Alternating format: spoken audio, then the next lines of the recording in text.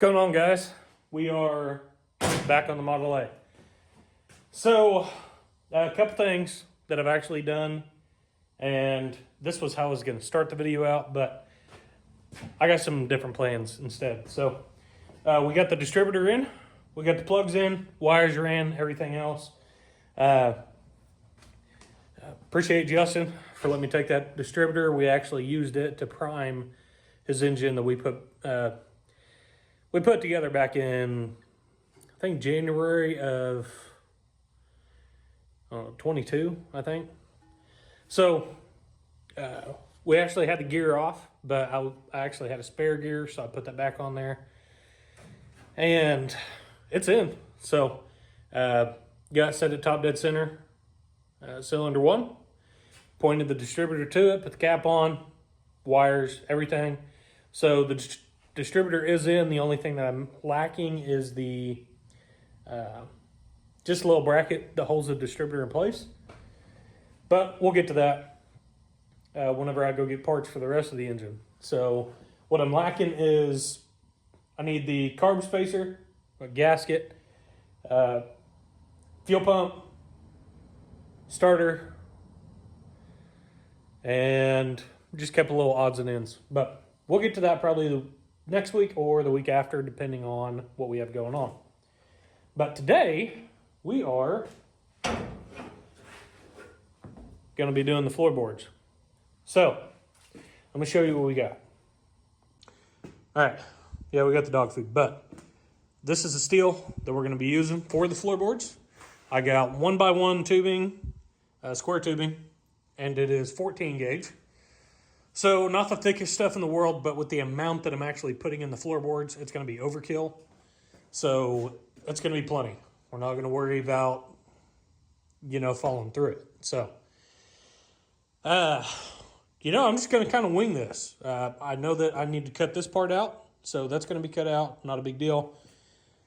And as far as everything else, we're just going to kind of cut some pieces, put them in there. Make it stationary to where all we have to do is actually put the floorboard on top of the square tubing. So, I'm going to get to rocking and rolling here.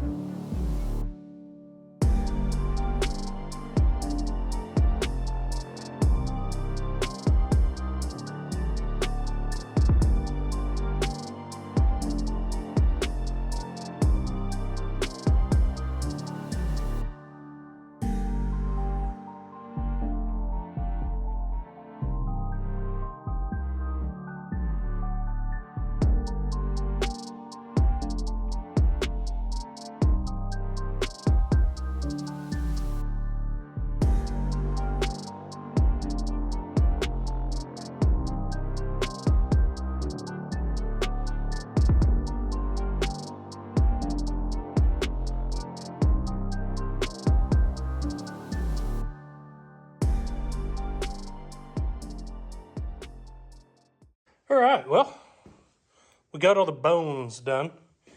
So as far as the structure, I mean, it's all done. So the back, what we're going to end up doing is we're going to just put a plate across the back because there's not going to be much that goes back there. But as far as these seats, I mean, everything is done underneath them. All that is good to go. So yeah, we are in good shape. So once I get some floor pans, not floor pans, but I have to build some. I'll get me a sheet of steel and we will cut it, do whatever we need to, and voila. We'll get it in there and we'll have an actual floor. Usually I do expanded metal, but there's actually been some recent events happen in the whole rat rod community and everything else. So we want to make this one safer to where it looks safe, I guess. So we're not going to have any visible road or anything like that. And you won't be able to see the drive shaft spinning. So all the ones that I've actually built before, you've been able to see the drive shaft. We're not going to do that this time. So it's actually going to be a solid floor, not expanded metal. So that's that. As far as the engine, I mean, I'm lacking a couple parts, and I'll see what I can come up with this week. But yeah, so it's turning out pretty cool so far. Anyways, I will update you guys tomorrow. I'm wiped out and I have no more welding wire. So, see you guys later. Had to turn on the heater. It's getting a little cool out. So, we're back on this thing today. Now, I haven't gotten steel yet. I did get a price of some. So, I'm going with an 18 gauge, 4x8 sheet. Now, 18 gauge should be plenty because I got enough bracing in here. And should be okay. So, now a 4x8 sheet, I believe, was like $165 before tax. So, not terrible. But yeah, so, but to keep from wasting a bunch of material, I actually ran up to the dollar store. They had a bunch of boxes behind their building. They said, go for it, just don't make a mess. So, I'm going to be taking this cardboard, applying it there, and actually making stencils for it. And that way, whenever I do get the steel, all I got to do is lay the cardboard on it, and it'll be pretty easy transition. Just mark it and cut it. So, that will make it a lot more simple instead of trying to measure everything and just, yeah, I'm not a good math guy. So we're going to refrain from doing very much of that. So I'm going to be in here. I'm going to be trying to mark and cut and do all this crap. So anyways, here we go.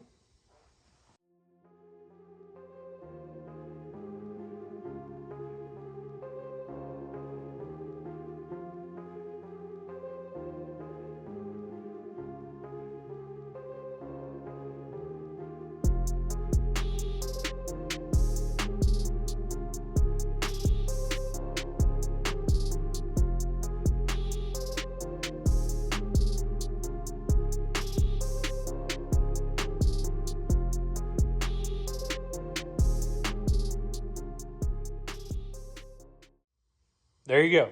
So this is all just mocked up. I do have it taped together there, just kind of be able to show you guys, honestly. And that transmission tunnel was actually, that turned out a lot better than I thought it would. That'd be perfect for a shifter on top of there. So that's awesome. Now, all this mess. So now if I was to try and do that with actual just metal and try and do measurements and everything else, I would have 2 to 3 days and just trying to figure that out. So luckily with all this cardboard, I was able to save time and possibly money because that's a lot of scrap that could have been saved into this. So yeah, honestly, I'm just kind of waiting on getting some metal. So yeah, that took like an hour and a half to cut those and put them in and everything else. So it should save me quite a bit of time in the long run.